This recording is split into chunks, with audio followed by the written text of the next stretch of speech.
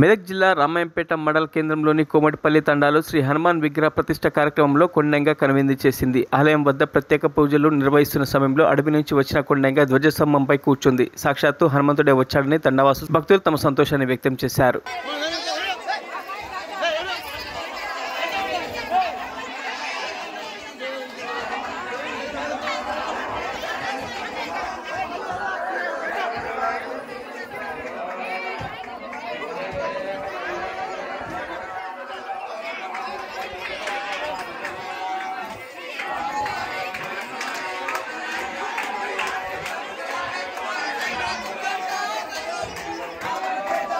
మరిన్ని అప్డేట్స్ కోసం మా ఛానల్ని సబ్స్క్రైబ్ చేయండి.